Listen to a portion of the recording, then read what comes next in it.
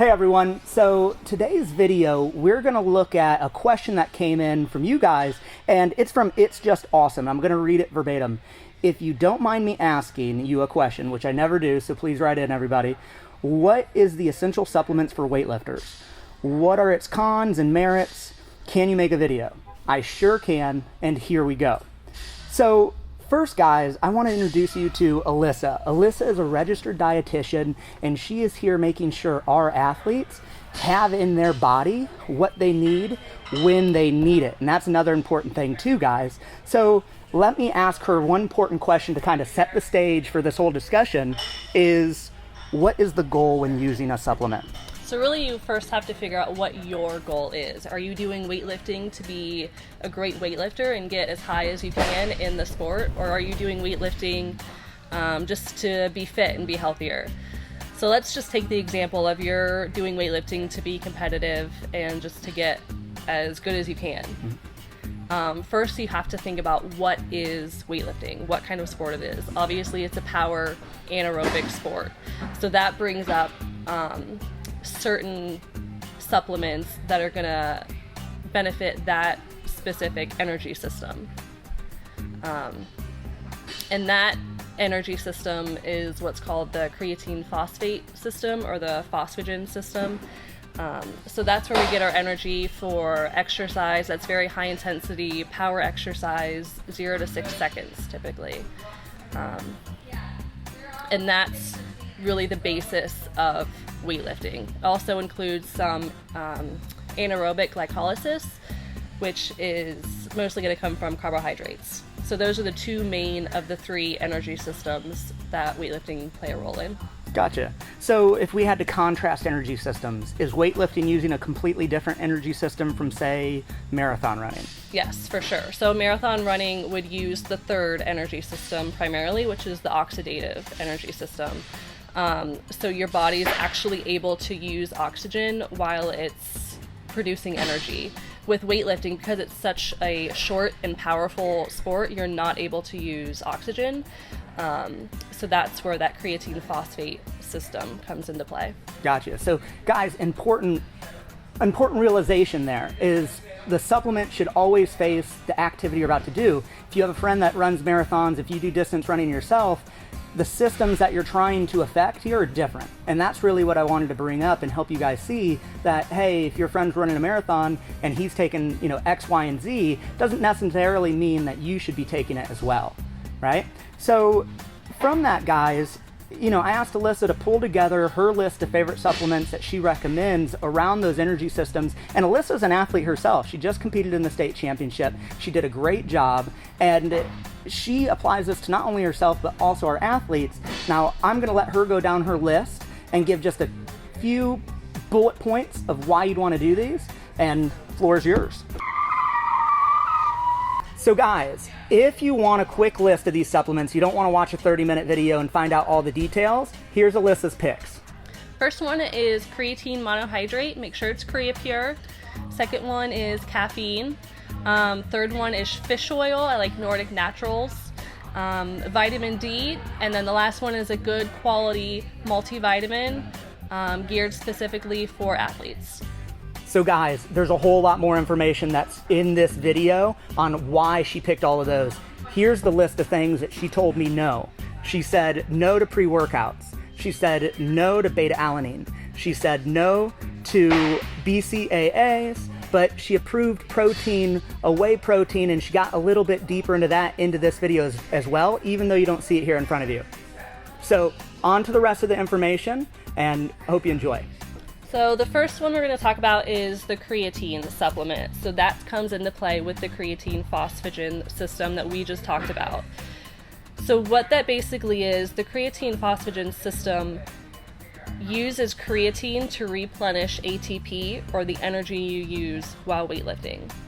So you can actually load your body with extra creatine, and that will help you replenish the ATP that you're using quicker. The best way to do it, just take 5 grams a day, every day. There's really no need to load, there's really no need to cycle. Creatine's awesome because it's actually a very, very safe and well-studied supplement. There's still kind of some myths in the industry about it, whether it is safe or whether, certain things, but it is very, very well researched, and it's definitely safe. So the creatine is going to help you increase your power output, and it can also lead to greater gains in lean body mass while resistance training. So this is an example. This happens to be the VitaCost brand. All of these brands, I don't have any association with them, but they're just what I have found through my research and practice to be my favorite for quality and price. So creatine, I like to just get it purely by itself. A lot of pre-workouts will have creatine in them. Typically, they're not in a high enough dose to really make a difference. And I like CreaPure. So CreaPure is actually the branding of the type of creatine that's in that particular supplement. That's what you should look for when you're buying a creatine supplement. It should be CreaPure, creatine monohydrate, and just 5 grams a day will do you good. Don't need to cycle, don't really need to load. Nice. Next one is caffeine. So caffeine, most widely used drug in the world. For the sport of weightlifting, there's a slight potential for it to increase power output and strength. Where the real benefit comes with caffeine and weightlifters is really the effect on the central nervous system. So it's going to allow you to decrease the basically perception of effort. So you're not going to feel like you're working as hard. It's going to reduce your reaction time, and it's just going to allow you to stay mentally alert during your workout. Now there's a couple ways you can take that. Coffee, of course, is a good way, as long as you know how much caffeine is in the coffee that you get. What I like is just pure caffeine pills. And for the dosage, usually recommendation is about 3 to 6 milligrams per kilogram of body weight. Now, if you're new to taking caffeine, I would definitely stay on that lower range. So multiply your body weight in kilograms times 3, and that's how many milligrams of caffeine you should be taking. If you've been using caffeine for a long time, you kind of build up a tolerance to it, so you could go up to that 6 milligrams per kilogram body weight. If you're not a caffeine user, not a coffee drinker at all, it potentially could be beneficial to only use caffeine on days that you're maxing out in training and on competition days, because it's going to have a greater effect because you get used to it when you use it over time. If you only use it those important lifting days, it can have a more positive effect for you. Gotcha. Interesting. So I either like using coffee or these caffeine pills. So these are just pure caffeine pills. Why I like these are because A, they're super cheap, and 2, you know exactly what you're getting in it. How much, yeah. These particular ones are about 200 milligrams per capsule, and broken down, that's about 1 to 2 cents per capsule. That's ridiculously cheap. You could just take the pill before your workout, or in our society, there's something about drinking your caffeine. I'm the same way. I'd rather drink my caffeine. So I actually mix it with a water flavoring. I like the True Lime, True Lemon brand. This is a watermelon flavor. Cheapest place I found these is Walmart. You can get a box for $2. There's 10 packets in a box. So that's 22 cents for your caffeine drink. Now let's compare that to like a Spark drink, because that's a hugely popular drink. Those typically cost $1 to $2 per packet. I believe they have 150 milligrams of caffeine, and they also have some vitamins and minerals, but the forms of nutrients they use in that supplement are very low quality and very cheap, so really the only benefit you're getting from it is the caffeine. So you could have a caffeine drink that you kind of make yourself for 22 cents, or you can pay $1 or $2 for that drink. And I like this particular brand because it doesn't have the artificial flavorings or artificial sweeteners that the Spark does have. So save some money, get rid of the artificial sweeteners, and kind of switch to making your own caffeine drink pre-workout. So the next one is a fish oil supplement. So this is where you get your omega-3s from. For optimal health, it's super important to balance your omega-6 intake with your omega-3 intake. Those are just two different types of fat that we can get from our diet. Typical American diet is very high in omega-6 and not high enough in omega-3. So taking a fish oil supplement will help you create that more healthy ratio of 1-to-1 omega-6, omega-3. Omega-3 supplements are going to be hugely beneficial for your overall health. It's beneficial for muscle preservation and cognitive function. It can help decrease your inflammation and increase recovery time for athletes. But it's also just great for overall health and wellness. So when you're buying a fish oil supplement, my all-time favorite brand is what's here, Nordic Naturals. The form that the fish oil is in is super important, just like it was for the creatine, where you want creatine monohydrate. The form of fish oil, you want it to be in a triglyceride form. It should say on the bottle. If it doesn't say on your bottle, then it's not in a triglyceride form. The fish oil companies know that triglyceride form is superior, so if it is, they're going to want to advertise that. Most of the fish oil you can buy at the grocery store is in ethyl ester form, and it's just not as absorbable. So you want to make sure it's triglyceride form so you can absorb all of it and get the most benefit from it. Typical recommendation is about 2 to 4 grams per day, triglyceride form. Make sure when you flip back to the supplement facts label that the EPA and the DHA are listed separately. Those are the two fatty acids in fish oil, and you want to make sure they're listed separately so you know exactly how much of each you're getting. You also want to make sure that you refrigerate your fish oil supplements because they go rancid and oxidize very quickly. So I actually brought these down here from my place to do this video today, and I brought it in a lunchbox with a freezer pack because I want to make sure it was kept cold. It's dedication. Yeah. Nordic Naturals, the brand, this is not the sport version, but they do have a Nordic Natural sport version that has the third-party testing, which we'll talk about later, that would be perfect for athletes. The sport brand also includes some vitamin D, which we'll also talk about later. So vitamin D is the next nutrient or supplement that most weightlifters should take.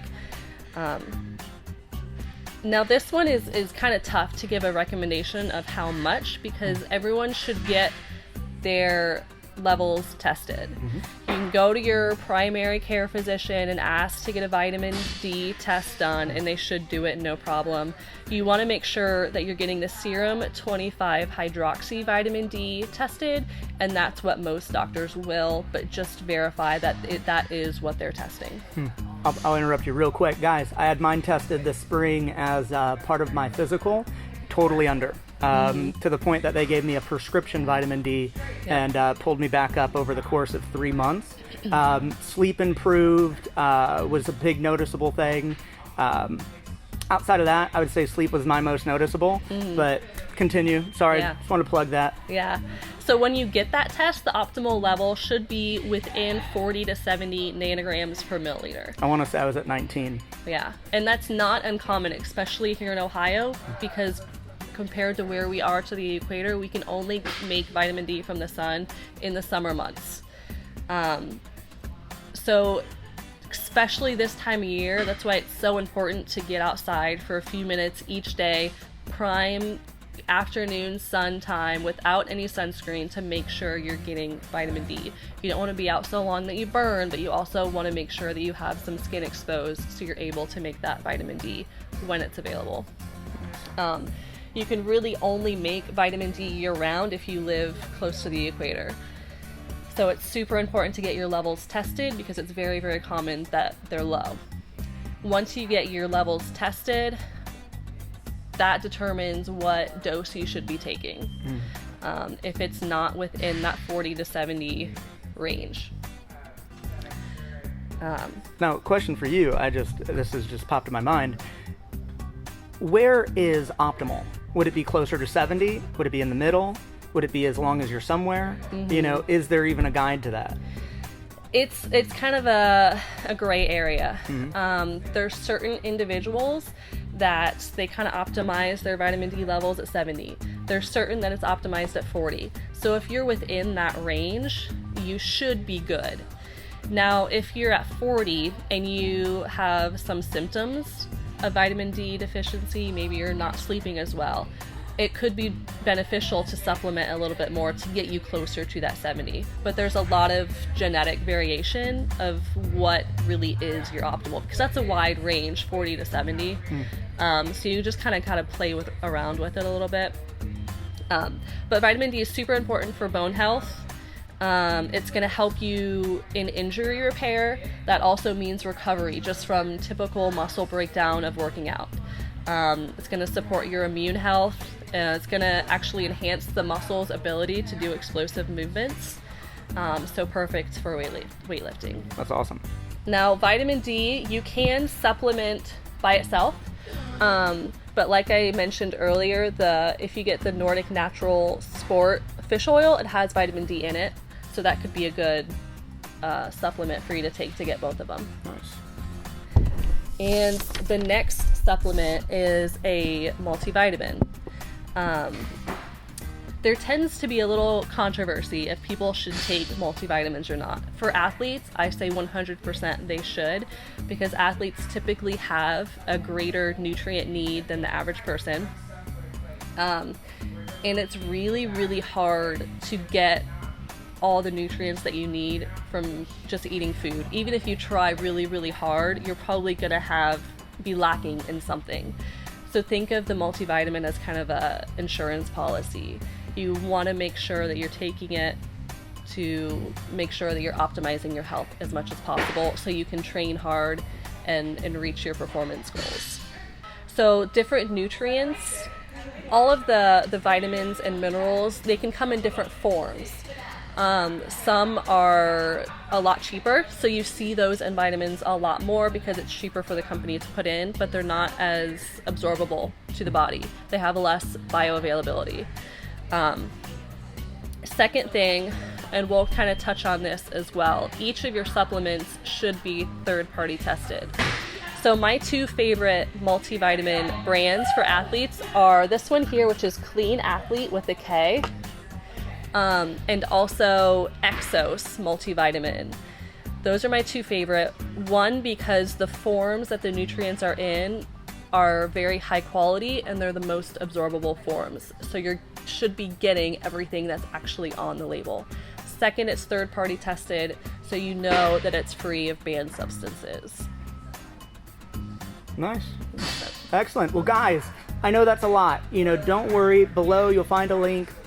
There'll be a link to where you can see everything she spoke about during this video. You saw I put in images up of what she was talking about. So we got that covered. You can find more information. Now, I want to call her out on some of these supplements that I see athletes bringing in their bag with them. I see athletes raving about. Let's go down this list of just a few, just pop in my mind, and let's hear Alyssa's thoughts as a registered dietitian around what these are doing for those energy systems. You ready? I'm ready. Okay, pre-workout. So pre-workout, it's one of those supplements that got marketed really well, and it's super popular right now. Pre-workouts, if you're going to take one, which I recommend you don't, but if you're going to take one, it's super, super important for it to be third-party tested. It should have the NSF for sport label or the informed choice label on the supplement, because pre-workouts are notorious for having banned substances in them. Some of them even have it on the label, some of them sneak it in there. So if you're going to take a pre-workout, make sure it's third-party tested. To me, pre-workouts are just a waste of money.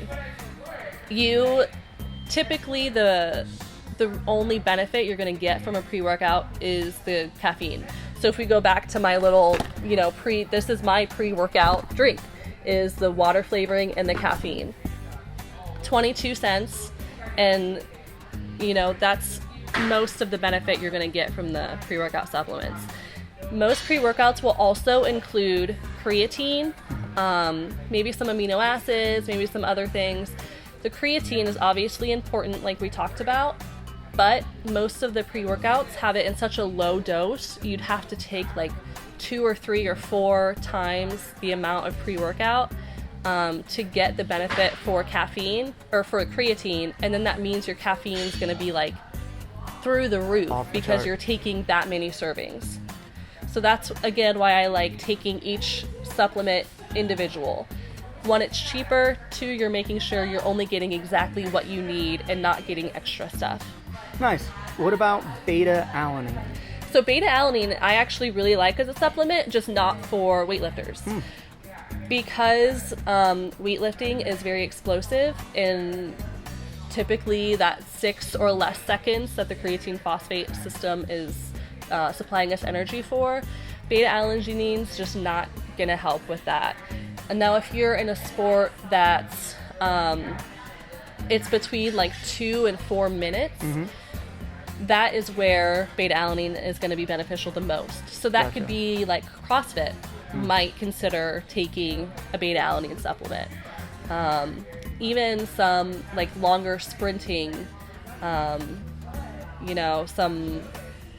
self-defense sports, things like that might consider taking a Beta-Alanine, but for weightlifters it's just really not going to help because you're so much into that creatine phosphate system, that anaerobic system, that it's just not beneficial. Interesting. What about protein in general? So protein, I think like a good quality whey supplement is perfectly fine. I think it, if you're doing that as your post-workout shake or even during your workout, that's perfectly fine. If you're doing it post-workout, just make sure you include some kind of carbs with it. Whether you do mix your protein with like a fruit juice or just have some kind of carbs with that protein shake, I think that's perfectly fine. I think it's a good go-to if you're like in a bind and you for some reason just can't, maybe you're got up late for work or something and you're running late. That would be a perfect time to use that protein, drink it on the way to work, so at least you're getting something in the morning. So I think it's good to have a protein supplement around. I like whey isolate the best. You could also do a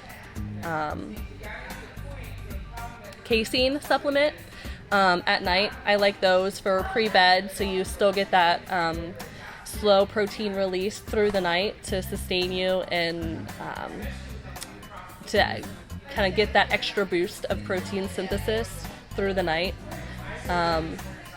If you're sensitive to those milk proteins at all, there are certain vegan protein sources that are okay, but you have to utilize different vegan proteins together because not one vegan protein is going to have all the amino acids that you need, so you kind of have to combine them in a certain way to make sure that you're maximizing taking that protein. Gotcha. All right, my last one, guys, branched chain amino acids, BCAAs. And that's another one of those that's been marketed really, really well. It's the cool supplement to take right now, but it's just a complete waste of money. I always say it's just really expensive water flavoring. If you're eating 3, 4, 5 meals a day, each containing high quality protein, you're already maximizing your protein synthesis. Adding a BCA is going to do absolutely nothing. if you're not doing that, if for some reason you just can't get those meals of, good quality proteins, I would say just take a protein powder supplement instead of a BCAA. Guys, one more thing that we wanted to touch on was, and Alyssa brought it up a couple times throughout, is the third-party testing. If you are a competitive athlete, you need to make sure the supplements that you're putting in your body are safe for the tests that you will have as an athlete. And two of those big groups that you hear about out there, USADA and WADA, in the news quite a bit lately, they're going to be testing you. So you need to make sure these supplements are safe and have no restricted substances in them. There were two groups Alyssa mentioned, which is the NSF for sport, which is a blue circle that'll say NSF for sport on your supplement label. The other one is informed choice, which will also be on the front of your supplement label. Nice. Either of those. So guys, I know this is a longer video. I hope it helps you. We wanted to take a deeper dive into it. Remember, there's a list of all of these products that Alyssa recommends and guidance around why again and where you can get them, just so you don't have to do all the research. However, I am also attaching the WADA restriction list and all of that information so you can check it out if you're interested, if you are a competitive athlete. We wish you the best of luck and go get them. Welcome to season 2, guys. So if you liked what you saw, go ahead and subscribe. There's going to be a weekly video coming out each week for season 2. Don't miss out. Subscribe now and on to the next week.